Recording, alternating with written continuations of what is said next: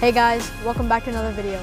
I'm Rick Master Nate, and today I have an unboxing video of the LEGO Force Awakens Millennium Falcon.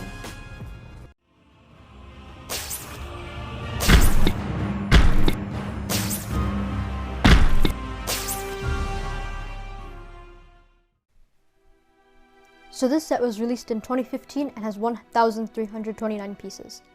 The box shows off the ship right here and all 7 minifigures in the bottom. Let's get right into the box. So inside, there were 9 numbered bags, this packet with the instructions and stickers, and this separate bag with some plates, a brick separator, and a few Technic bricks. Let's get to the speed build.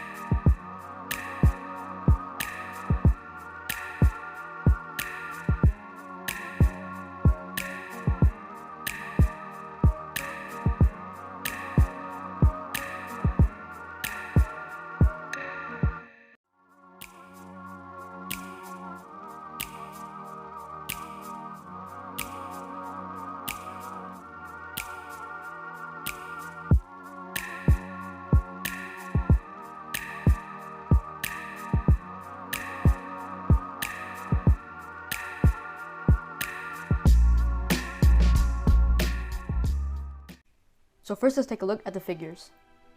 Here we have the old version of Han Solo from The Force Awakens. The torso is in brown to match the brown coat piece that he has. And the legs are in black this time instead of dark blue. There's a really slight print on the hips and right here above the leg. He has an alternate face underneath the gray hair, which is just a more stern look. And I think this matches the character well, and I'm glad they included that detail for the figure. The next figure is Chewbacca. This figure has all dark brown parts, and there's some of that light brown printing on the legs right here. And there's also a lot of that printing on the fur on this piece on the top. A really nice detail is that the silver on his strap is on both sides of the body piece. And he also comes with this new bowcaster piece, which is a modified version of the stud shooter. It works in the same way, where you press down on this gray piece right here, and the stud is loaded into this piece right here, the same way that it's loaded into a stud shooter. Next figure is Finn. I really like the way this figure looks. It has a really nice torso print, but there's no printing on the legs. The face is pretty simple. There's just a few details, especially with the eyebrows. And there's also an alternate face on the other side, which looks more confused. And here's what it looks like with the hair. He comes with the normal blaster, which is the medium-sized one, which was a nice addition to the figure.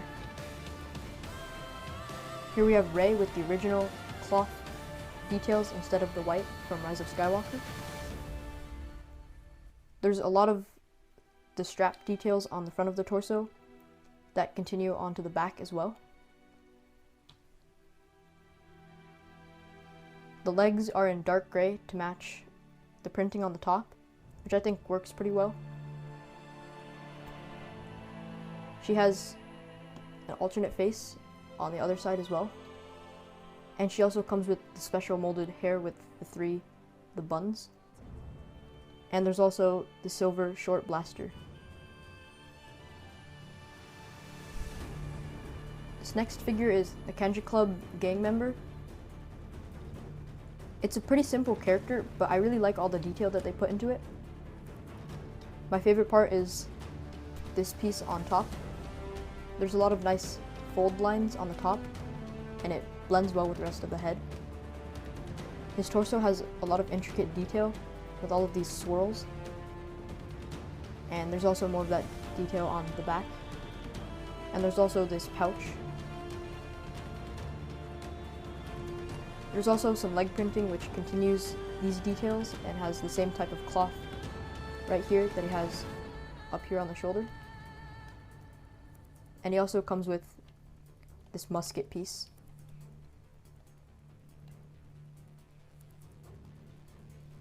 The last figure is Tasu Leech, and he's also part of the same gang as the last figure. He has really basic body details, and there's also only a little bit of printing on the legs. It's color matched pretty well to the rest of the body, but I think it still could use some work. He comes with 2 revolvers in normal brown instead of dark. And a cool detail is that he also has the same type of hairpiece as Qui-Gon Jinn. It has this piece right here on the back and the sides which come down over the shoulders.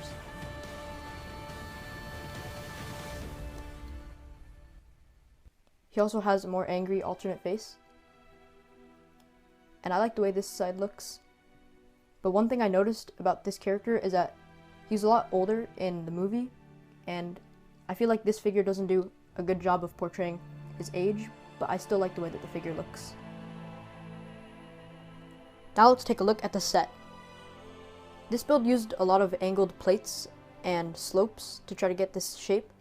You can see a lot of the angled pieces on the top right here and towards the front. Towards the top of this dish, there's a lot of greebling, so that means these slope pieces and all of the different colored tiles to try to capture some damage. On the back and right here, there's a lot of stickers, and I think they represent the vents pretty well. It's a really simple detail, but I think it works really well.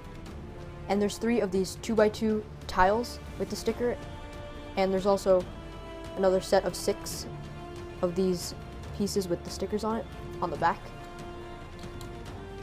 On the front, next to this red light right here, there's a spring-loaded missile, and you can activate it by pushing down right here in this gap. I think it works well because it's really well hidden, and it's really hard to accidentally fire it because you have to put your finger down into this hole for it to work. This cockpit piece on the front is exclusive to the Millennium Falcon sets, and you can remove the entire assembly just like that by pulling on this section right here. Here's a closer look at the cockpit, and there's another dish on the front which has even more printed details, and I think it works well with the design because it blends these 2 pieces together well by using this gray piece right here. In the actual cockpit section, it's pretty bare. There's only a small space right here and this stickered control panel. There's also a small lever attached to it right here. And the details are also really simple on this, but it represents the control panel well. and it's also connected well to the rest of this platform. You can fit 2 figures on here total, as long as they're staggered, so you have to put one like this and another one towards the back. And even though it's a small space, you can make a lot of use out of it if you position the figures correctly. In the middle of the top of the build, there's a turret which is attached to a 2x2 plate which can swivel, and there's a really large range of motion in how you can rotate this. There's another hinge on the top right here which allows it to move up and down, and I think the way that the actual barrels were made is really smart. They used the missile pieces from a lot of older Star Wars sets attached to these cones, and I think the details look nice, especially because of this gap that's built into the piece. Towards the front, there's the new radar dish for the Force Awakens Millennium Falcon. This piece also has a lot of motion. It's attached to 2 different joints. There's one right here, which can move this piece like this, and it's also attached on a ball joint. So you can position it really however you want without being too limited. And it's also attached to this panel, so it's secured really well into the rest of the build. Each of these panels are made up of a few angled plates, and this is done so that when they're folded down, they can create this rounded shape while also being angled upwards a little bit. You can see through to the interior from these small gaps in between, but I think it's fine because it creates the angle so well that it doesn't matter too much, and the gaps are so small anyway. You can pull out each angled plate just like this, and you can also remove it all the way if you need to access the interior. My favorite part about removing all of the panels on the top is this piece in the middle. It's attached on 2 joints, so it folds out just like this, and it rests really nicely in between the gap on the front. On the inside, there are a lot of rods and scattered crates. Right here, there are some chairs, as well as this chess table, and there's also a BB-8 figure which scales well with the rest of the minifigures. There's also a chair right here which is on another swivel plate, and you can fit a figure on top right here just fine. It limits the motion a little bit more when you have the figure placed in there like that, but it still works. And there's also this tile with the targeting system as a sticker detail. Towards the back of the interior, there's a few beds, and you can also put a minifigure on these by placing the 2 studs on the minifigure's legs on the exposed studs right here. You can't put a minifigure on this one while the crate is placed on top like that, but if you really want to, you can just take off this brick. On the very back, there are a few engine details that have a lot of stickers on them. There are 2 of these really cool plates with 8 separate hinge pieces, and I also really like the way that the sticker is made.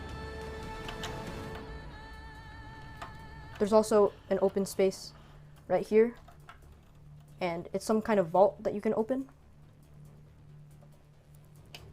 There's nothing inside, but you can store weapons and separate studs if you need to. In this back corner, there are a few more crates and a few pipes, and I think this was a good use of space. I like that they added more detail rather than just keeping it empty.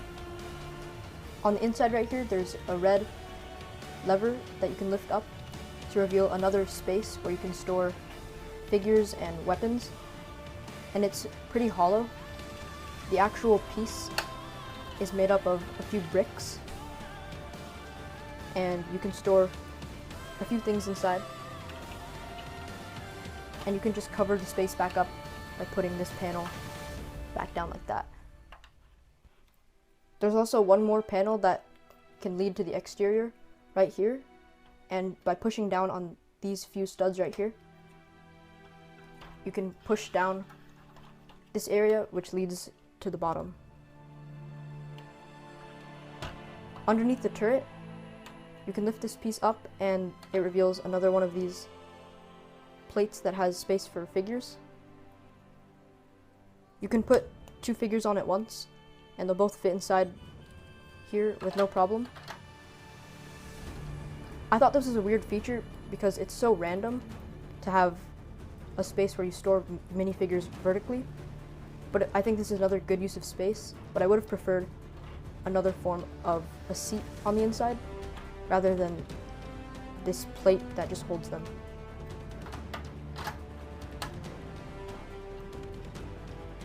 Overall, I think this was a really good set with a lot of features. It still holds up to today's standards, and the details from the movies are well represented. That's going to be it for today's video. I hope you enjoyed it, and if you did, please like, subscribe, and hit the bell icon. Also, leave a comment down below. Thanks for watching. Bye.